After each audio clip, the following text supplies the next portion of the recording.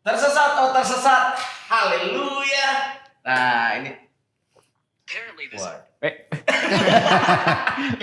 Udah mulai ya. Lagi scroll TikTok ya. Lagi tersesat sama sosial media gue. Aduh. Gimana, ada yang diblokir bro? Siap. Ini gimana? Hadir ya. Ayah semua kan? Oh belum ya? Belum.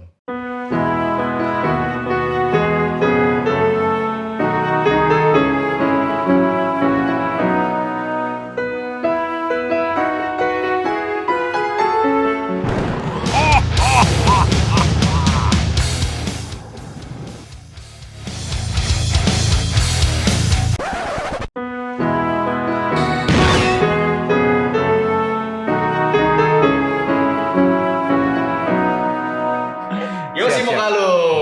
Thank you bro. Keras nih. Kita soalnya nggak bisa ini, harus ganti lain kali makanya. Oh, iya. Ini anggur juga. Kopi. Nggak bohong ya Om. Ini kita mau bertanya mumpung ada Yosi di sini. Oh iya, pas asik banget nih. ya. Iya. Jadi Project Pop itu Oh bukan ya. Oke. Kita bukan bertanya mengenai awal mula project. Oh bukan. Kalau itu kan udah banyak yang nanya. Jelas dong. Banyak. Armada sekarang. Wih. Kalau ada Yosi kan berarti yang kita tanya adalah kenapa Kominfo ngeblokir? Waduh, seru. Bang, kapan lagi ya? Iya. Kalau gua kan sebenarnya berada di Siberkreasi. Nah, kita jelasin dulu. Gerakan Siberkreasi. Nasional Literasi Digital. Ya. Berarti se-movement. Ya. Berbeda dengan Kemenkominfo. Cuman memang kita bekerja sama, berkolaborasi dalam hal literasi digitalnya. Jadi ada programnya dia yang ingin mencerdaskan bangsa lewat area digital itu, lewat literasi digital. Dan kebetulan memang ini harus kolaborasi dengan tentu saja pegiat literasi. Di situ ngumpul tuh kalau di Siberkreasi. Banyak platform-platform digital, juga para peneliti, guru, dosen. Nah, jadi kalau saya mesti berkomentar soal pemblokiran, PayPal, Stream, dan teman-temannya itu. games juga ada Games.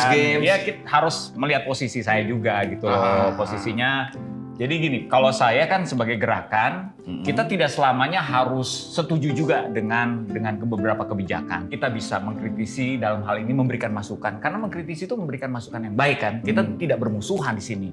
Jadi, tapi harus dimengerti juga, saya sih mengerti. Karena posisi kementerian ini kan regulator. Ya, dia ingin menertibkan apa yang sedang terjadi di sosial media, di platform digital. Tetapi dalam menertibkan itu tentu saja harus ada penyesuaian.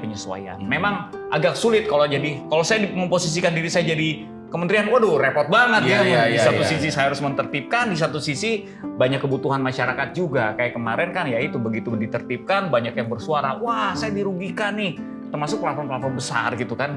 Bukannya pengguna usersnya udah banyak gitu. Jadi makanya semuanya bersuara. Ketika mereka semuanya bersuara, jadilah banyak juga kan yang punya kepentingan yang berbeda yang membungkus narasi-narasinya sehingga kita jadi tidak objektif. Nah itu yang mesti berbahaya. Apakah kita tetap menjaga objektivitas kita dalam menilai segala sesuatu atau tidak? Gitu. Jadi ya kalau kasus kemarin memang akhirnya ada bumerang juga ketika ada yang dikatakan situs judi yang sudah Iya, itu malah diizinkan gitu kan. Heeh. Ya ini kalau saya sih melihat itu jelas bisa jadi bumerang. Tapi bagaimana kita menyikapinya sekarang gini, lo mau mengerti, yang penting kan gini, lo mau mengerti itu sejauh mana, terus apa manfaatnya buat lo? Lo mau marah-marah juga ada gunanya nggak gitu? Iya. Jadi benar. manfaatnya buat kita adalah kita bisa memahami ini dalam konteks yang objektif, yang bermanfaat. Kan ujung-ujungnya semua permasalahan kan melihatnya harus kayak gitu ya. Iya. Oh manfaatnya di gua apa ya? Oh bagaimana gua mengerti pemerintah tuh kesulitannya di mana? Kenapa dia kayak gitu? Itu bisa kok bisa lepas yang kayak gitu yang situs-situs Lolos itu. ya. Lolos gitu. Nah yang itu kita kan nggak punya akses ke sana. Kita tidak pernah tahu dalam proses keputusan pengambilan kebijaksanaan itu seperti apa. Kita nggak tahu. Kita cuma bisa berasumsi. Kita cuma bisa berpikir berdasarkan informasi yang ada, gitu kan. Tapi sejauh itu kan tidak gitu. Berarti kan intinya adalah bagaimana membuat pemikiran saya bermanfaat buat saya gitu kan. Jadi kalau ada orang yang nanya gitu, lu bagaimana menyikapinya? Gue bilangnya memang begitu. Itu wajar terjadi dalam sebuah proses. Bukan saya nggak tahu itu bisa disebutkan kesalahan, blunder atau bumerang yang tapi apakah ini juga kita menyikapinya dengan marah-marah itu baik atau tidak, atau kita cukup bersuara di sosial media dengan memberikan masukan. Bentuknya kan masukan, kritisi aja, nggak apa-apa. Pemerintah memang bisa dikritisi, semua orang bisa dikritisi, saya bisa dikritisi, ya ini bisa dikritisi. Bisa. Majelis Lucu Indonesia, domba tersesat bisa dikritisi, semuanya bisa dikritisi. Bisa. Disomasi juga bisa. Disomasi sering. Oh sering ya? Oke.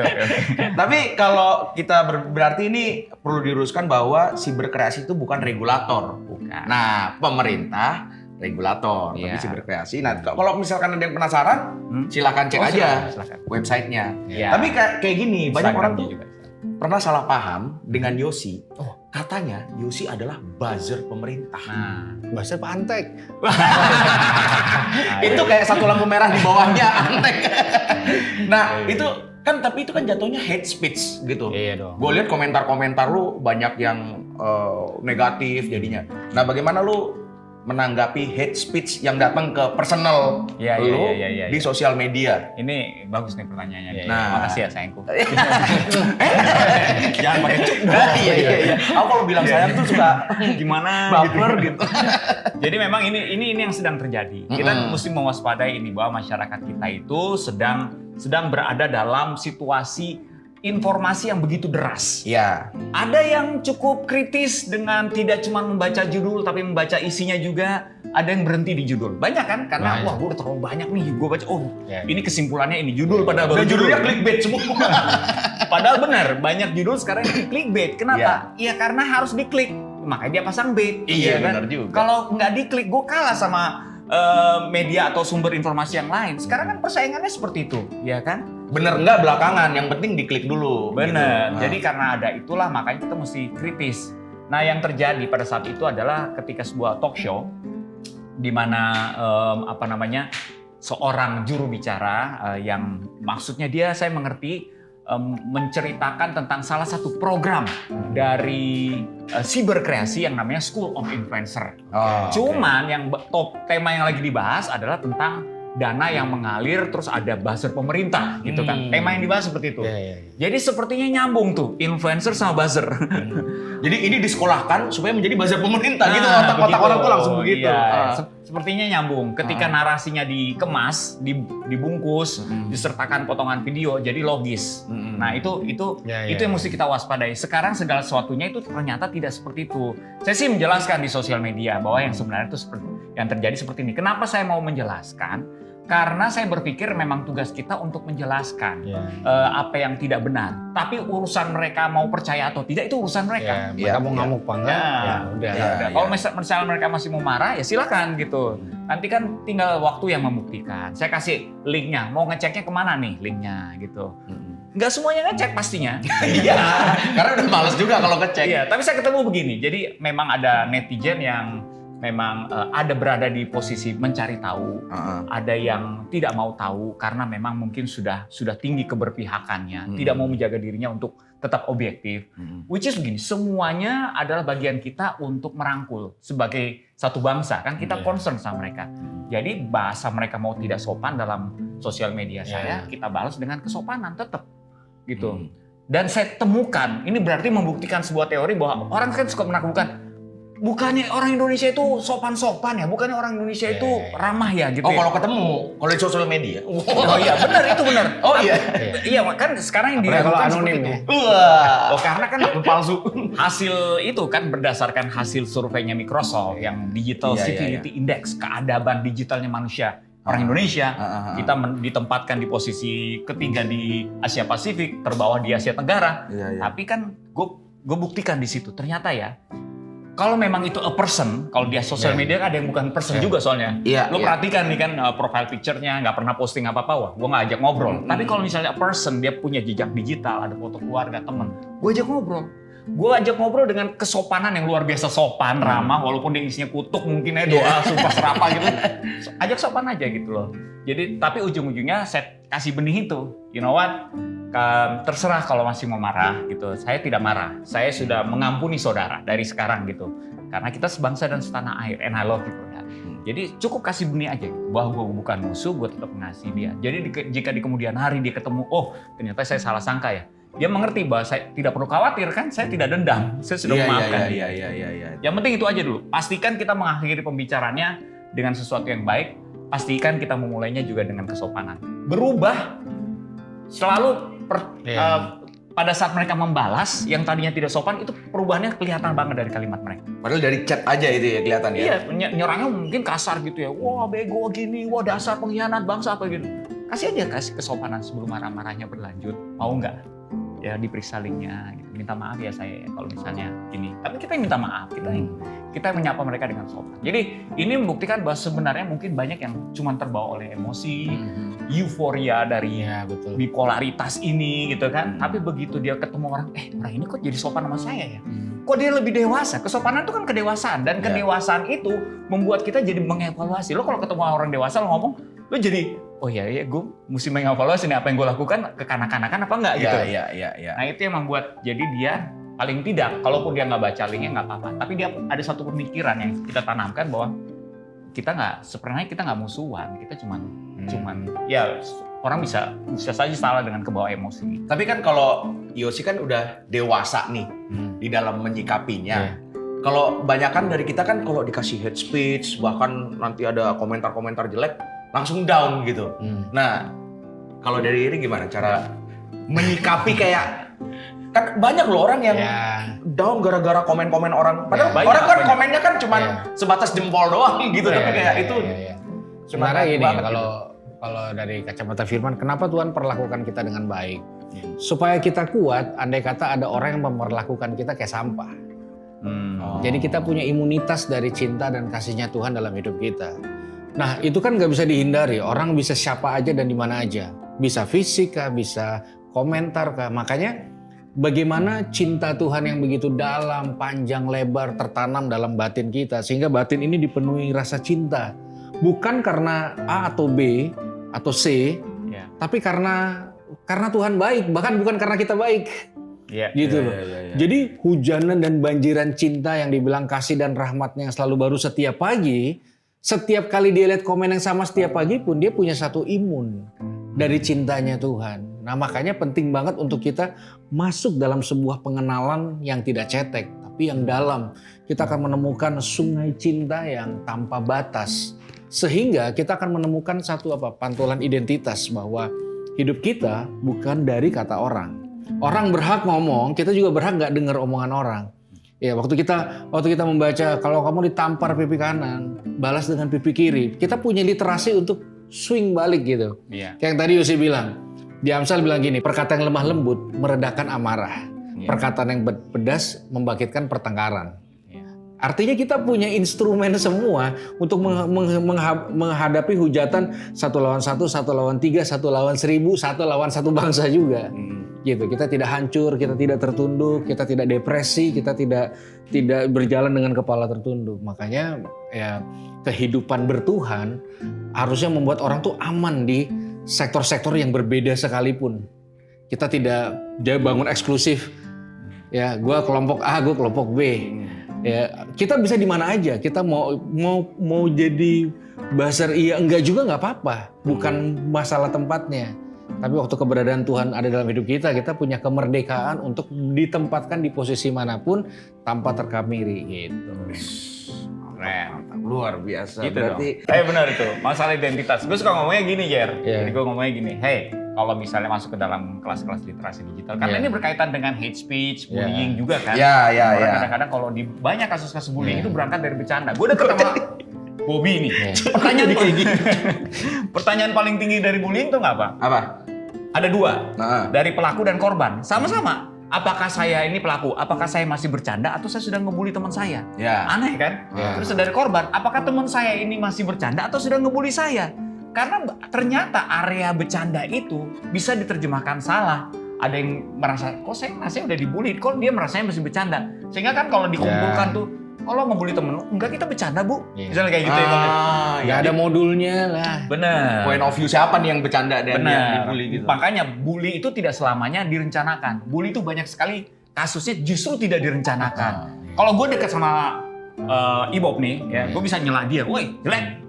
Goblok lu, dia nggak tersinggung karena dia sahabat gua. Betul. Tapi bayangin kalau misalnya, Dan dia ada di lingkungan yang memang jelek. bercandanya gelap semua ya. Iya, bercandanya kalau di ruang digital itu, di grup WhatsApp itu misalnya, let's say ya, tidak semuanya dekat. Iya. Jadi begitu yang lain ikutan, oh jelek juga lo, goblok lo ikutan.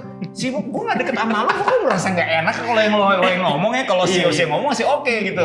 Nah gitu contohnya. Gitu. Jadi what God says about you tadi lo bilang. Sebenarnya What itu. God says about you is matter the most. Itu yang kita mesti ingat. Kita nggak bisa filter. Ya makanya jagalah hati kita dengan segala kewaspadaan tuh sebenarnya itu. Karena kita nggak bisa menghindar juga. Jadi anak gunung gitu. Nggak bisa juga. Kita mesti terjun bahkan ke tengah-tengah serigala untuk menyatakan identitas siapa kita. Ya serigala perlu tahu identitas orang-orang yang membawanya dari pengenalan Tuhan. Gitu. Karena kita juga nggak bisa juga ngebatasin siapa yang mau komen di sosial media kita. Mau di private, ntar like-nya dikit. Nggak di private, orang bisa komen jelek. Nah, di situ tergantung dari tadi kedewasaan ya kalau gitu. Kedewasaan. Karena misalnya kayak gini, banyak kan teman-teman hamba Tuhan mau berkontribusi lewat sosial media. Buatlah konten-konten cantik, baik, edukatif. Nggak laku. Lalu mencari tahu, lalu berkembang kan. Apa yang laku nih? Ya kan? Cobalah naikin konten yang nggak biasanya, debat. Laku. Akhirnya lanjutlah ke situ. Nah, kayak contoh drama ya. Mungkin sekarang sudah ada teorinya. Apa tuh? Buat kesalahan, buat permintaan maaf, viral. Itu teorinya ya. Jadi jangan lupa klarifikasinya. Kesalahan disengaja, itu minta maaf lah. Gue udah siap dengan mental itu. Ada atasnya Yos, 4 kesalahan dia. Yang nomor 3 akan buat kamu tercengang. Itu dulu. Baru. Itu pemberitaannya ya. Iya. Oke, lo ada pertanyaan nggak Yos? Enggak. Oke, pertanyaan. Sederhana. Menurut lo, ini soalnya gue baru tadi malam nih berdiskusi nih sama istri. Punya asumsi, ya let's say, ya kita kalau bicara soal asumsi, itu inginnya asumsinya positif selalu, gitu kan, supaya kita bisa merespon segala sesuatu itu dengan benar, gitu.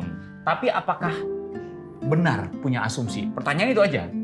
Untuk menilai menghadapi segala sesuatu, benar nggak kita berasumsi? Karena ada juga orang yang bilang, kalau lo ingin memutuskan sesuatu atau kalau lo pengen punya rasa empati sama orang, lo jangan punya asumsi. Lo kalau nggak tahu tanya aja, gitu. Ya cuman kalau ada satu pemikiran gue juga berpikir, tapi kalau asumsinya positif seharusnya tidak terlalu mengganggu dong.